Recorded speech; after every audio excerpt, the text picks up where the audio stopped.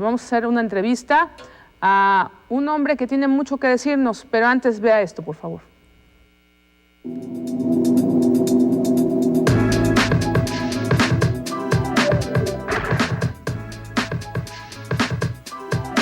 Dentro de la comunicación hay medios que trascienden por su constancia y permanencia.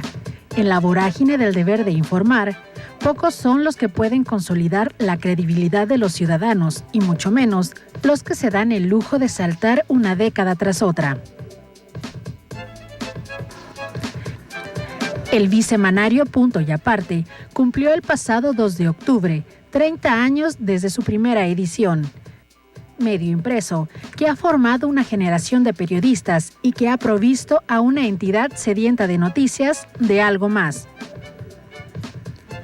Punto y Aparte es pionero de un estilo de análisis, de nunca perder el equilibrio y menos aún la objetividad. Su director y fundador, Froilán Flores Cancela, junto con su equipo, ha logrado lo que muy pocos pueden encabezar en este nuevo siglo: un medio de comunicación de respeto y con el aval más difícil de obtener, la preferencia y confianza de la sociedad. Esta noche, Código sin Barras tiene el honor de tener en la mesa de análisis al periodista leyenda, Froilán Flores Cancela.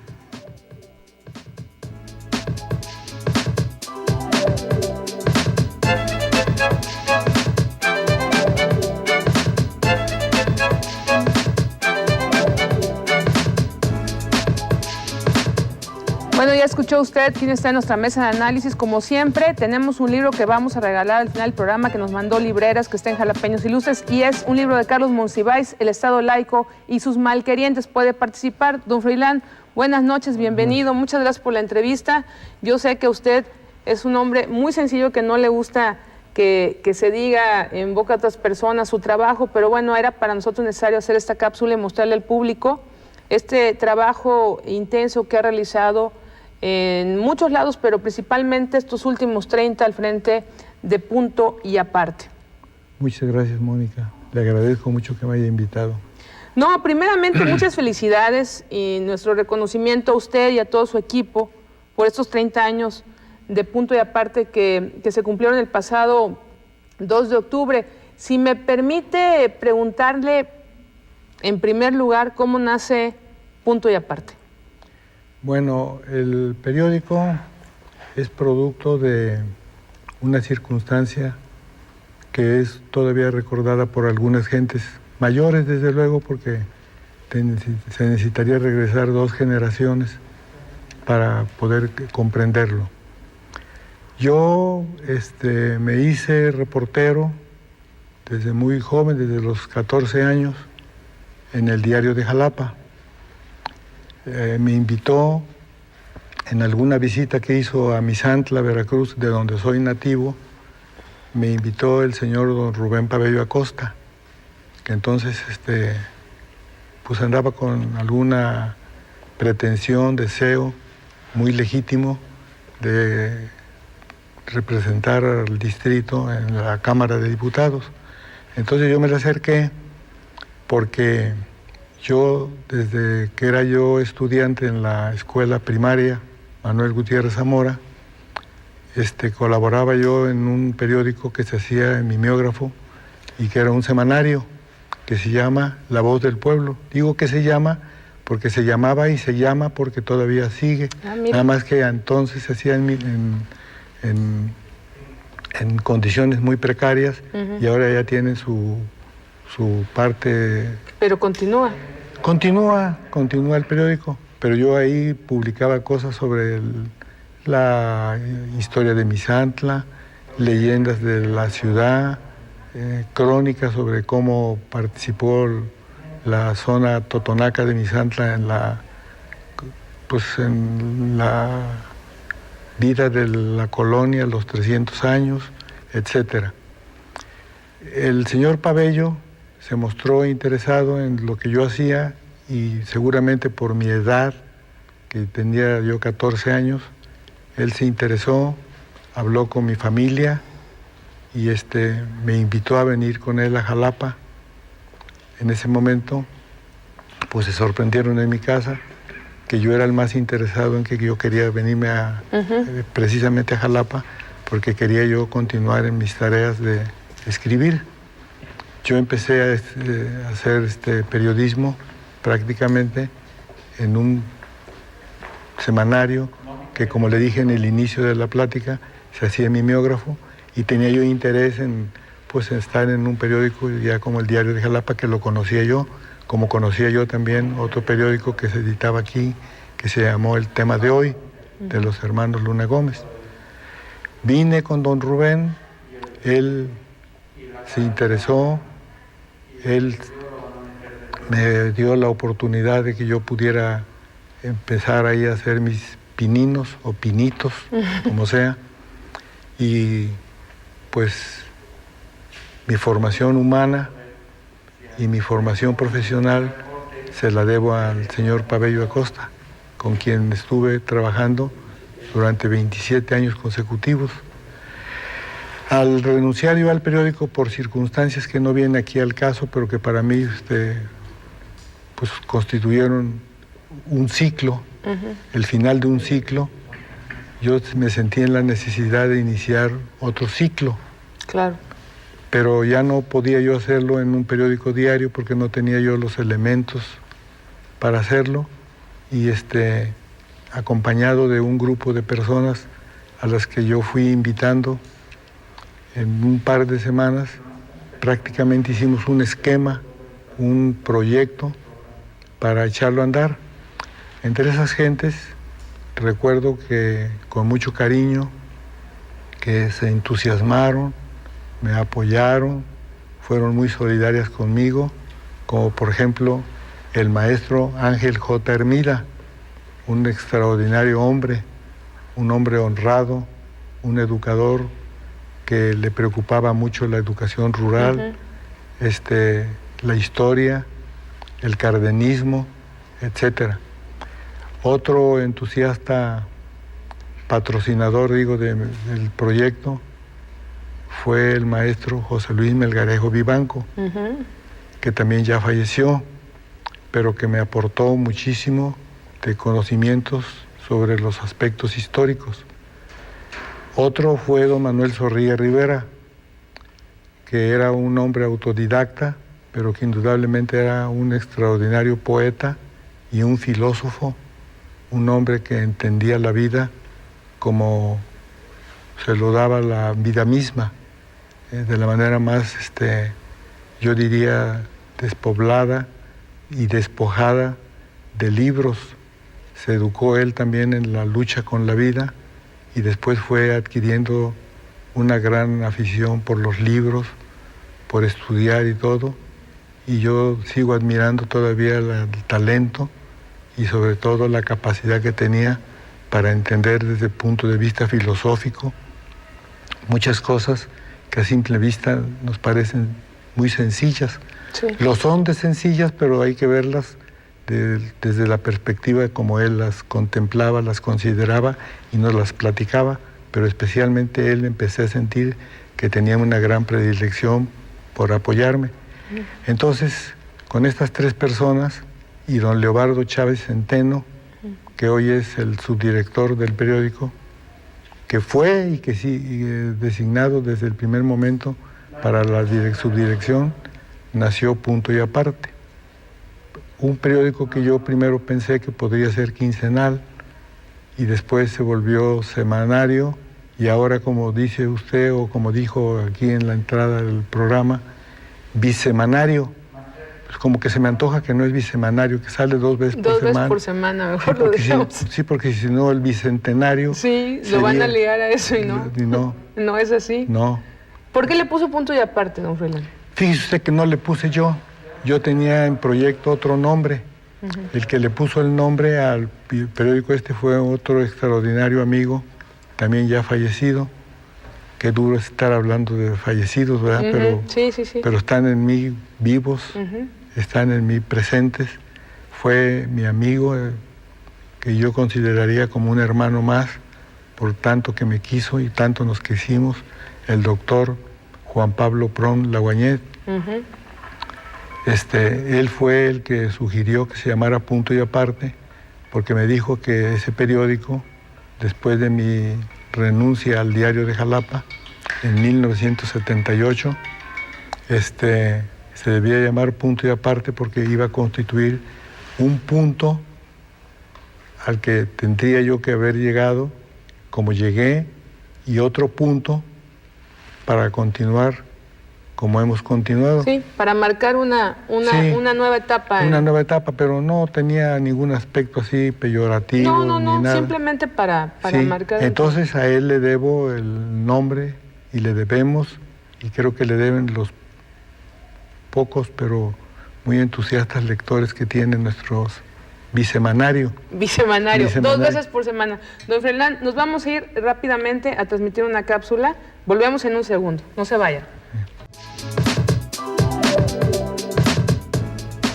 Continuamos en Código Sin Barras. Para aquellas personas que nos acaban de sintonizar, estamos platicando con don Froilán Flores Cancela, los 30 años de Punto y Aparte. Y bueno, don Froilán, ¿nos quedamos? Nos quedamos en Benjamín, pero quiero decirle esto. Benjamín hizo un aporte para el nacimiento del periódico. A él se debe la idea de que se le pusiera oreja izquierda y oreja derecha. Ah, a él. A él. Y el cabezal del periódico lo dibujó, lo hizo y lo sugirió nada menos que uno de los grandes artistas de la plástica mexicana. Para mí también otro hermano que perdí, Alberto Beltrán. Alberto Beltrán fue uno de los grandes grabadores que ha tenido México. Yo diría que viene de la escuela de Posada y pasó por Gráfica Popular, trabajó en El Día, fue un hombre extraordinariamente sencillo y extraordinariamente genial. Ganó premios, reconocimientos a nivel nacional, muchos. Y ganó una bienal, nada menos que una bienal internacional con el doctor Atl en pintura y él en un grabado muy conocido que es donde habla sobre la República de Juárez.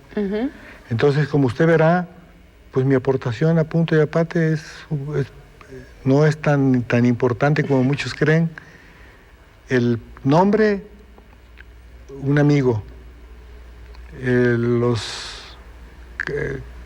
Las orejas, que lo han distinguido al periódico porque ahí a veces se dan cápsulas, como se dice aquí, comprimidos, que son pensamientos no chicos. Que uno los busca, inmediatamente que toma el Punto y Aparte en sus manos, se va. Sí, y luego mucha gente se emociona porque piensa que va a encontrar cosas notables y no cree usted que tiene tantas cosas. Una que otra vez que se nos prende el foco, pero en lo demás, no. Entonces, como usted verá, el nombre fue de el doctor Juan Pablo Prom. Las orejas son de Benjamín. El título y el dibujo, pues ese sí es una cosa muy importante, como todo, cosa de arte que se hace, y es de uno de los grandes artistas, creadores del grabado mexicano.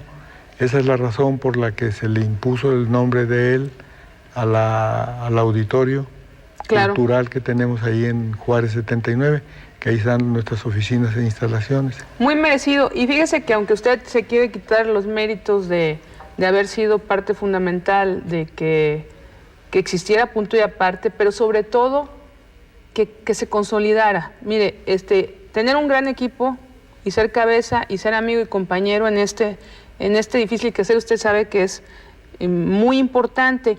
Y por eso ahora, yo que estoy aquí frente a usted, que tengo el gran honor de entrevistarlo y que estoy fungiendo como una humilde reportera, le pregunto, le voy a cambiar así un poquito. ¿Cuál ha sido usted el momento más difícil que ha vivido en estos 30 años en Punto y Aparte, dentro del ejercicio periodístico?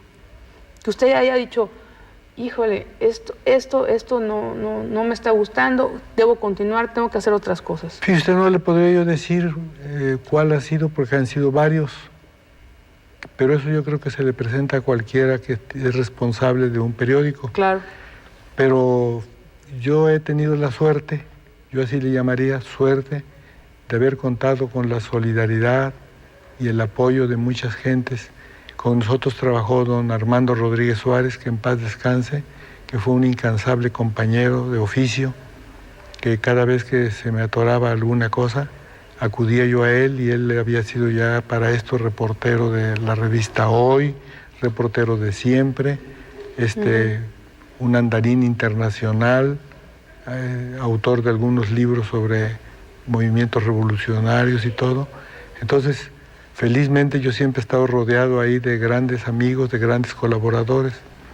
Por eso quisiera yo dejar aquí muy bien sentado esto como testimonio.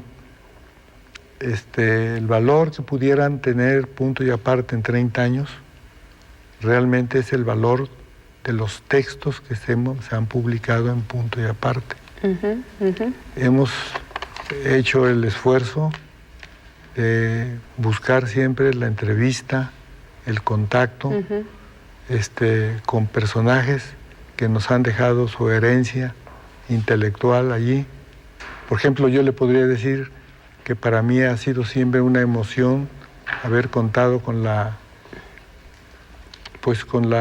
colaboración siempre entusiasta de un hombre sabio, como yo le llamo, y creo que le llamo merecidamente, Carlo Antonio Castro, que vive, que es uno de los grandes maestros de aquí de la universidad, fundador de la Escuela de Antropología, de la Facultad de Antropología, un hombre que es poeta, que es lingüista, que es politólogo, que es filósofo, que es antropólogo y que traduce unos 14 idiomas internacionales y habla o traduce, yo creo que más de 20 lenguas nacionales.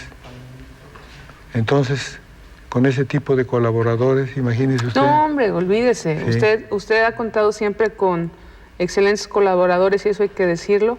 Pero déjeme, le hago otra pregunta.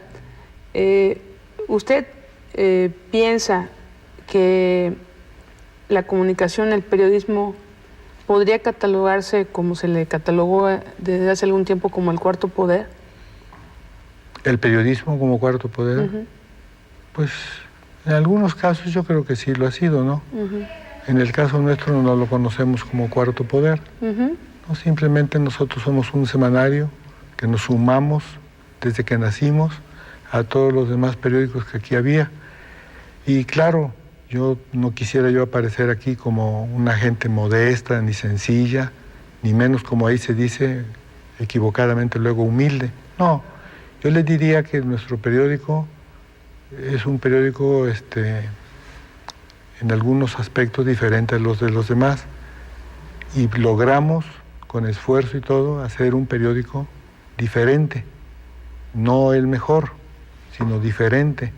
Por ejemplo, el periódico Punto y Aparte, en 30 años no recuerdo que hayamos publicado una sola nota roja. Claro. No, sí. Ahora que la nota roja ya se volvió la nota principal de los periódicos y de los medios mediáticos. Sí. No, de los medios de comunicación escrita, todo. No hemos tenido eso. Nunca hemos hecho campaña a favor de nadie ni en contra de nadie. No se permite allí que se publiquen textos que sean desahogos personales, ni injurias, ni nada de eso.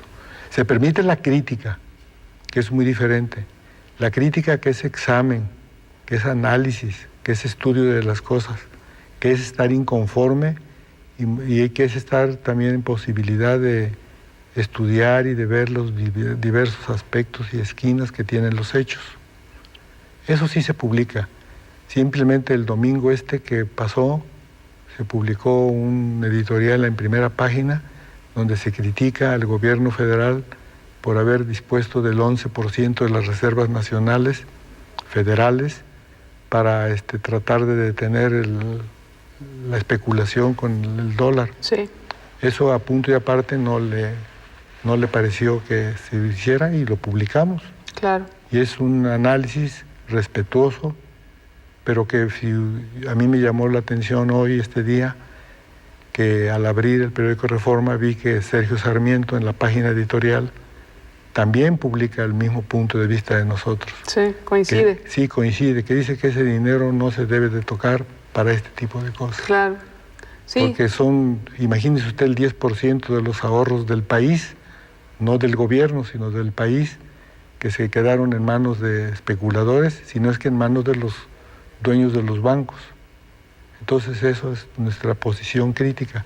Hacemos crítica. No todo es color de rosa para nosotros.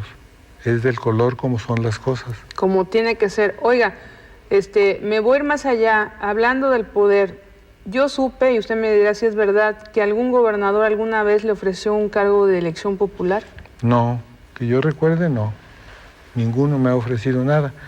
Yo lo que recuerdo es que algún gobernador una noche me mandó traer es decir, me invitó a que fuera yo a su despacho y me empezó a platicar sobre cómo en estos momentos está en la posibilidad de integrar las listas entonces del partido único, el que ganaba todas. El que ganaba todas, el que le ganaba las elecciones al pueblo, el PRI. Entonces me hizo una insinuación, yo le llamaría insinuación. Me dijo cómo me vería yo como diputado. Le dije, pues muy mal. Y me dijo, no, pero usted me lo dice así, pero no lo ha pensado ni repensado. Le digo, pues no lo he pensado, pero yo creo no haber nacido para militar en la política como miembro del poder. A mí me gusta la política y es una de mis pasiones, pero estudiarla, observarla y dar mi punto de vista, que es muy personal, pero en el caso mío es el punto de vista luego del periódico, pero ser diputado truncaría uno de mis propósitos esenciales y primarios y originarios. Le digo, el de que tuve desde que estaba yo en la escuela primaria, el de alguna vez escribir, y entonces esto me truncaría y me atajó y me dijo, ¿qué cosa es lo que le truncaría a usted? Le digo, mire usted, señor gobernador, si yo fuera diputado, para usar la frase de Cantinflas, yo truncaría mi carrera y mi ambición, así llamada, de llegar a ser algún día un buen reportero. Dice, pero usted puede escribir también. Le digo, sí, pero tendría yo que escribir de otra manera, ya no crítica. Y yo tenía en esa época una columna en el Diario de Jalapa, que todavía se publica allí, que se llama Glosario del Momento. Sí, cómo no. Era una columna en la que lo mismo le metía yo cosas de literatura, a veces entrevistas así llamadas de banqueta, que decía yo a personajes que podían ser del arte, de la ciencia o de las letras, como de la política, o gentes a los que yo les preguntaba, luego hacía yo encuestas. Encuestas ciudadanas. Sí, que no cobraba yo como la Gallup en Estados Unidos, ni como la otra, Mitofsky, que aquí muy repetidamente se publica. Entonces esa columna, para mí era un deleite escribirla, pero se parecía ya mucho a un partido político, porque ahí nosotros dábamos a conocer las listas de las gentes, porque los mismos funcionarios altos del poder me la daban. Entonces yo le dije que no aceptaba yo eso. Y me dijo, no hombre, mire, váyase usted a su casa, son las 9 de la noche, yo ya me voy, hace mucho frío, era una noche tan fría como esta de hoy. Y me dijo, y mañana yo lo espero a desayunar, y piénselo, y me lo resuelve. Digo, no, le digo mejor que no, señor gobernador, ahora, porque si mañana voy a desayunar con usted, le voy a tener que decir que sí. Digo, si la carne es débil, también las ambiciones son muy tronantes. Así. Y me dijo, bueno, pues nos vemos, hasta mañana. Y eso fue todo. Pero nunca yo podría decir que me ofreció, me insinuó. Pues fue una insinuación muy, no, claro. muy fuerte, Sí, le claro. quiero decir. Oiga, y no, algunas personas antes decían que a un gobernador no se le podía decir que no. ¿Este gobernador llegó a sentir usted alguna molestia de su parte? No, El porque... trato ya fue... Fíjese usted que cuando fue exgobernador, es decir, cuando terminó su mandato, un día al estar yo, fui a saludarlo a una casa donde iba a comer y él platicando ahí con unos amigos, se recordó aquello de aquella noche y él lo contó ahí a varias personas muy conocidas aquí de Jalapa. Dijo, aquí está este hombre a quien yo le ofrecí, y así como usted me dijo ofrecí, le dije, no, usted me insinuó. Le digo, pero no, de ninguna manera acepté yo, le digo. Y me dice, ¿y ya es usted el reportero? Le digo, no, fíjese usted que no. Ya me di cuenta que me voy a llevar todo lo que me quede de vida aprendiendo a ser reportero, y aprendiendo continúo. Todos los días. Todos los días me equivoco, pero todos los días trato de corregirme. Esa es una de las cosas que creo que son muy elementales en la vida. Para todos, claro. Y para mí se volvieron ya una parte de mi disfrute. Sí. De algo que me gusta. Corregirme, revisarme y darme cuenta de que uno en cualquier empresa de estas de periodismo y de otras cosas de la vida necesita uno tener un análisis para sí, no nada más un análisis para los demás. Entonces quiere decir que para mí ha sido apasionante la carrera y pues que no lo he hecho la carrera, yo soy lento. Pues no, eso es obvio, eso está palpable. Después de 30 años de un medio que se reconoce aquí en el Estado es palpable. Don Froilán, le hago una pregunta. ¿Existe la amistad? ¿Usted cree que sí existe amistad entre periodistas y gente del poder? ¿Se puede llegar a lograr una amistad? Yo creo que hay una relación que le podríamos decir, para no usar una palabra fuerte, una relación amistosa. Porque fíjate que yo recuerdo que Julián Marías, que fue uno de los grandes escritores y filósofos españoles, alguna vez le leí que a él le sorprende que a veces alguna persona le cuenta a él que tiene él muchos amigos.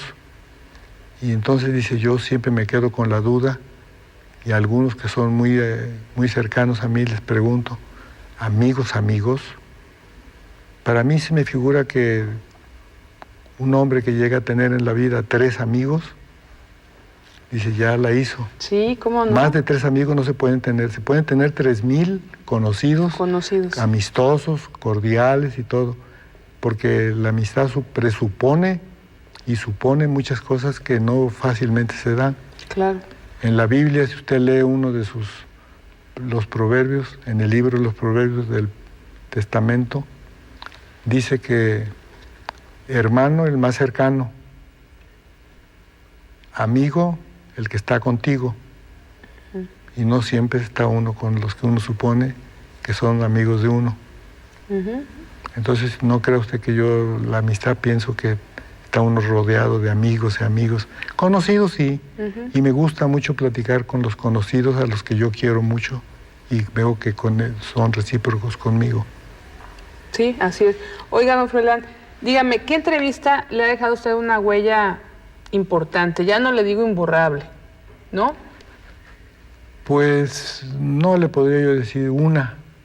¿O algunas de ellas? Sí, por ejemplo, aquí yo cuando trabajaba en el Diario de Jalapa, yo alguna vez entrevisté a un rector, el doctor Rafael Velasco Fernández, y la primera declaración de él es que dijo que si el gobernador de la época no lo apoyaba a él como rector contra los porros, él renunciaría porque él no iba a estar firmando documentos para que la universidad pagara golpeadores y todo, que en aquella época los había.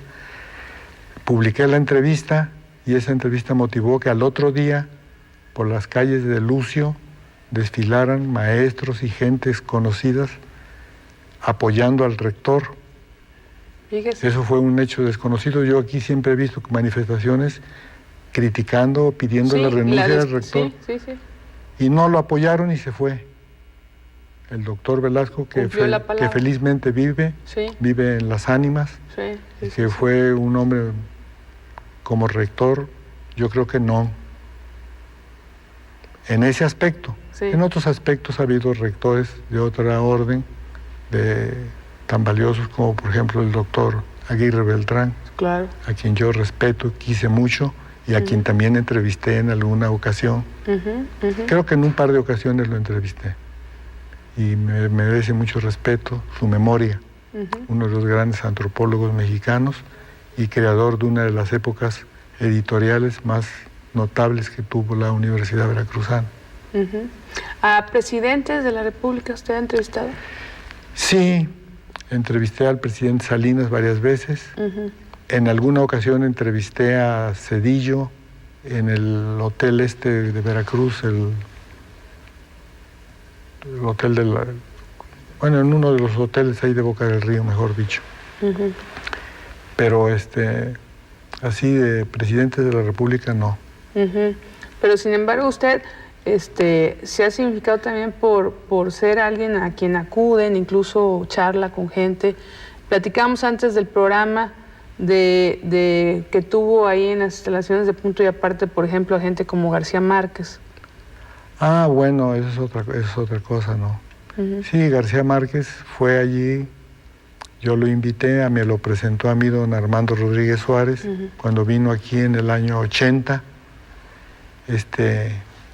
y vino al homenaje que le hicieron aquí, un homenaje internacional a un escritor español, a Onetti, un homenaje que organizó el maestro Rufinelli. Vino García Márquez, le entregué el periódico y lo invité a que conociera el edificio donde estábamos construyendo las instalaciones. Vio cómo habíamos tratado el problema de Somoza, de la llegada de los sandinistas y todo, se emocionó mucho y incluso hay una portada muy célebre, muy famosa, que hizo un fotógrafo, y... Ahí está, si no me equivoco, ¿será esta? Esa, dice, como Pinochet no cae, volveré a publicar. Ese título sí. Fue a dar a manos de la agencia France Press. Ah, sí, lo retomaron. Y lo retomaron y le dieron la vuelta al mundo de que García Márquez iba a volver a publicar. Y efectivamente publicó nada menos que la novela esa muy conocida, Crónica de una muerte anunciada. Ah, mire. Y de ahí vinieron otras y otras y otras y otras. Pues fue una época determinante. Si me permite, don Froilán, vamos a un breve corte y regresamos. No se vaya, 842-3500.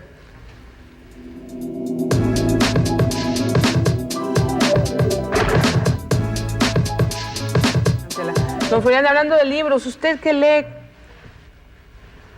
¿Qué leo? Pues leo todo lo que cae a mis manos. Y que veo que representa algún interés. Cuando no me interesa, lo dejo. ¿Y le da tiempo? Es decir, porque me imagino que usted debe ser un lector nato y debe de querer tener más tiempo para leer. Pues mire usted, yo soy un lector naco, porque soy descendiente de totonacos. Pero yo leí mucho desde niño, desde muy joven. Leí obras muy interesantes, muy importantes, y creo que he dejado de leer y he concentrado más mi actividad en escribir. Sí, yo, por ejemplo, difícilmente ya leo una novela. Sí. Leo libros determinados que me interesan, como en los periódicos también. Yo ya más o menos ya soy un buscador de la le pasará a usted, y le pasa a cualquiera, sí. No nada más me sucede a mí, a cualquiera. Porque yo he sentido que lo que traen los libros, todo lo que yo leí de joven, que discutí, que fue materia de un gran interés mío, la vida me lo ha enseñado. Claro. Entonces quiere decir que la vida está vaciada, volcada en los libros, y no podía ser de otra manera, ¿no? Lo mismo un poema que una novela. Un trabajo, por ejemplo, de Dostoyevsky, que un volumen diríamos de Goethe, de Stendhal, de Flaubert, de Juan Rulfo, de Carlos Fuentes, y ya ni se diga de Shakespeare. Claro. Yo he leído algunos libros de Shakespeare, los he releído, algunos me han sido difíciles. Cuando los he leído, los he entendido, y cuando he entendido eso, he entendido mejor la vida. Hablando de eso, ¿cómo ve ahorita las cosas? Deme una lectura ahora de lo que usted ve, de lo que a lo mejor en algún momento le vamos a leer. Bueno, yo lo que veo es que las cosas van mal en el mundo, no nada más en México. Pero no podemos nosotros tampoco extender que porque van mal en el mundo, que lo de México va siguiendo lo del mundo. Sí. No, en México se han acrecentado, se han incrementado los porcentajes de delitos, y al mismo tiempo se ha elevado la virulencia de la inseguridad, la confusión que hay, el azoro y el miedo que tiene la sociedad frente a tantas cosas tan feas que están ocurriendo en México. Ahora que nos alarmó tanto lo de las bolsas y que nos sigue alarmando todavía lo del financiero, sí, lo financiero es muy importante y todo, pero más importante sería, como lo dijo Carlos Fuentes en una entrevista que le hizo El País, más importante sería, mejor dicho, lo dio a entender porque no lo dijo abiertamente así. Sin democracia en México, la vida era más segura para los mexicanos. Fíjese. Sin democracia. Palabras que nos pueden llegar hasta... Le pueden llegar a la propia democracia, ¿no? Digo porque la democracia no es la causante de esto. Claro. Pero de alguna manera recibe los coletazos del estado de violencia que hay en México. Entonces yo lo veo difícil, muy crítico, y espero y tengo fe, porque soy un hombre optimista, de que habrá luz y decisión y manera de superar esta crisis que estamos viviendo, que es de descomposición social en todos los órdenes. ¿Cree que nuestros gobernantes están preparados para enfrentar esta situación? Pues mire usted, pareciera que estuvieron preparados para dejar que la situación llegara a esto. Ya no le puedo yo contestar su pregunta como usted la quisiera, porque pues veo que hoy se hacen esfuerzos, pero los esfuerzos son mínimos frente a la embestida que se necesitaría y frente a la instrumentación de programas y de políticas públicas. Pero creo que en México las cosas han acrecentado, dado que México es un país pobre, siendo un país rico en cosas de tipo natural, en riquezas. Pero creo que en México se descuidó, y lo que ha causado para mí los más grandes males al país han sido tres cosas, que son la impunidad, la inmunidad y sobre todo la corrupción. La corrupción en el poder, la corrupción en el mercado bancario, la corrupción en la vida, la corrupción en todos los órdenes. Entonces cada vez hay más descompostura, más descomposición, y creo que como vamos mal. Sí, fíjese que por desgracia así es. Y el papel de los medios en esta situación, don Froilán. Creo que es mínimo lo que los medios puedan hacer, pero lo están haciendo, lo están haciendo.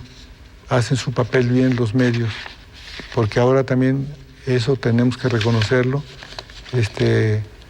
No porque no hubiera habido medios en otras épocas que fueran críticos, hubo medios críticos en las épocas de la dictadura del PRI, pero en la democracia, en la transición así llamada, se están haciendo esfuerzos también por que las cosas vayan bien, y no van tan bien como se quiere. Así es, por desgracia. Fíjese que eso es por desgracia, pero afortunadamente nos está viendo mucha gente, le están mandando saludos.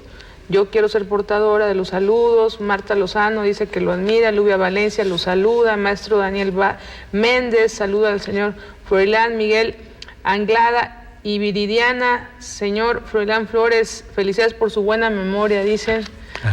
Noralia Ramírez, la doctora Noralia Ramírez, felicita el programa por haberlo invitado. También de Tlapacoyan, dicen que usted, hablan de Tlapacoyan, lo llaman el orgullo de Misantla.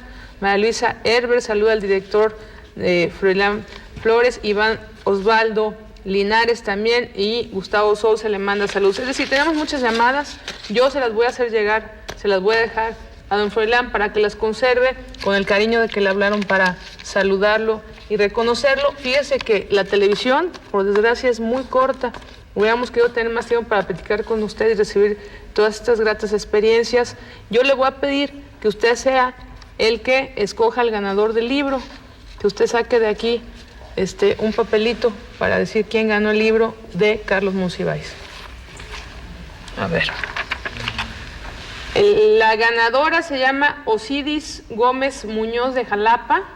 Osidis Gómez Muñoz se gana el libro de Carlos Monsiváis, El Estado laico y sus malquerientes. Con eso, bueno, pues recibimos las llamadas, pero ya se acaba el tiempo de la rifa. Gracias a Asbea Gómez Olvera de Tuxpan. Muchas gracias por saludar también al invitado, y a Berta Aguilar Rodríguez. Y a usted, don Froilán, muchas gracias por haber venido. Le agradezco, Mónica, que me haya tenido usted compasión. No, hombre, por y favor. me haya invitado a esto. Le agradecemos mucho y lo felicitamos nuevamente por los 30 años de Punto, y aparte gracias por dotarnos de ese medio. Muchas a usted gracias, y a su Mónica. equipo. Muy Muchas buenas gracias. noches.